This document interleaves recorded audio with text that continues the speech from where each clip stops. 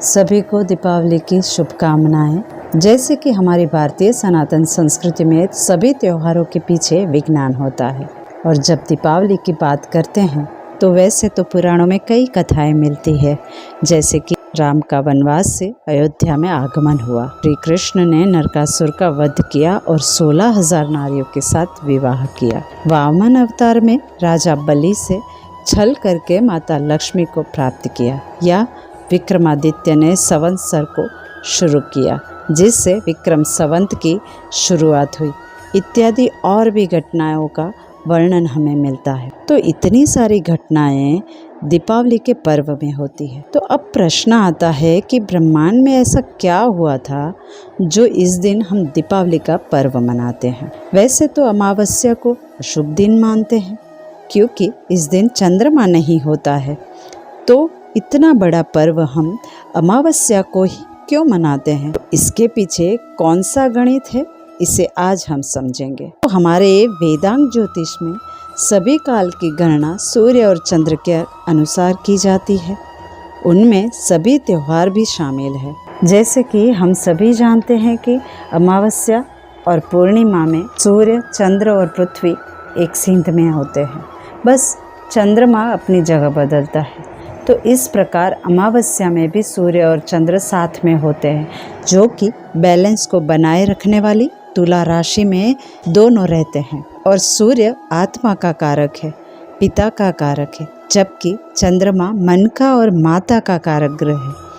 इसका अर्थ है कि ब्रह्मांड में पुरुष और प्रकृति यानी मेल एनर्जी और फेमिनाइन एनर्जी इस समय बैलेंस अवस्था में होती है, और जब ये बैलेंस अवस्था में होती है तभी ब्रह्मांड में एक सकारात्मक ऊर्जा उत्पन्न होती है, जिससे धन धान्य में बढ़ोतरी होती है।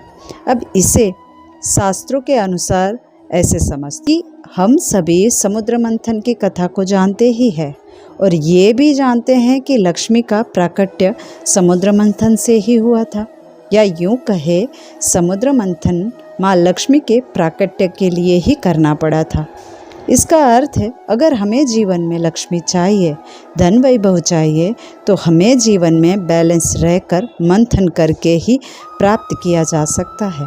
और ये बैलेंस प्रत्येक दिवाली की रात को क्रिएट होता है। और लक्ष्मी का दूसरा अर्थ लक्ष्य भी होता है। तो चाहे लक्ष्मी हो या आपके जीवन का लक्ष्य हो, उसे पाना है तो उसके लिए जो सर्वश्रेष्ठ दिन है वो है दीपावली। तो ये है दीपावली का विज्ञान। अगर हम ब्रह्मांड की इस बैलेंसिंग ऊर्जा को सही तरीके से उपयोगी कर पाए और उसका सही तरीका जान पाए तो हमारी सभी इच्छाओं को प्राप्त कर सकते हैं हम, और इस दिन हमारे सभी इमोशंस को, सभी भावनाओं को कंट्रोल करके सम कर सके, यानी कि बैलेंस कर सके।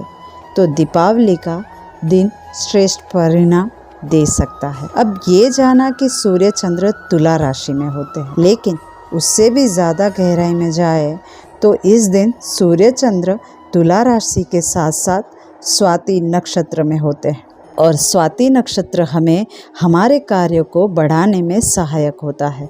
यानी आपकी इच्छाओं को, चाहे वो पॉजिटिव हो या नेगेटिव, उसे ब्रह्मांड के बैलेंसिंग ऊर्जा को एक सिंक में लाने का कार्य स्वाति नक्षत्र करता है। वैसे तो देखा जाए तो ज़्यादातर हमारा जीवन हमारे पिछले जन्म के कर्म के अनुसार चलता है, जिसे हम भाग्य भी कहते हैं। उसमें ग्रहों की परिस्थिति जिस प्रकार से होती है वैसे ही फल हमें मिलते हैं। लेकिन परमपिता परमात्मा जिसने इस ब्रह्मांड की रचना करी है वो बहुत दयावान है, जो बताते हैं कि हो सकता हो आपके कर्म बराबर ना हो, आपका भाग्य भी अच्छा ना हो, लेकिन फिर भी हमारी इच्छाओं की पूर्ति के लिए ब्रह्मांड में कुछ ऐसी ऊर्जाएं बनती है जिसमें दिवाली भी एक है। तो अब प्रश्न आता है कि तो अब ऐसा क्या करे दिवाली के समय जिससे हमारी इच्छाओं की पूर्ति हो सके?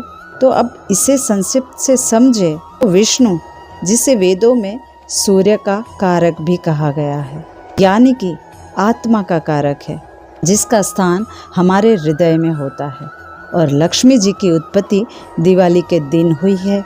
और लक्ष्मी जी का विवाह श्री हरि विष्णु जी के साथ हुआ है। तो इसीलिए हमारे हृदय में जहाँ अनाहत चक्र होता है, जिसे हम हार्ट चक्र भी कहते हैं, उसमें हमारी इच्छाओं को लिख देने से ब्रह्मांड की कॉस्मिक सम ऊर्जा उसकी पूर्ति करने में कार्यरत हो जाता है। यही कारण है कि दिवाली के दिन अमावस्या होते हुए भी हम गुजराती लोग चोपड़ा पूजन करके नए साल का व्यवहार शुरू करते हैं। तो जो भी आप उस दिन लिख लोगे उसकी पूर्ति ब्रह्मांड की ऊर्जा या परमात्मा करेंगे। और ये ऊर्जा 5 दिनों तक होती है, दिवाली के 2 दिन पहले और 2 दिन बाद। लेकिन विशेषतः दिवाली के दिन इस पर मोहर लगाने का कार्य करती है। इसीलिए इन 5 दिन अपने मन को प्रसन्न रखने को कहा जाता है।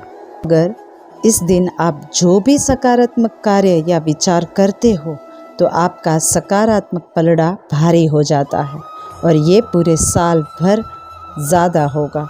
और अगर नकारात्मक सोच विचार या नकारात्मक कार्यों को ज़्यादा करोगे तो साल भर नकारात्मक पलड़ा ही भारी रहेगा।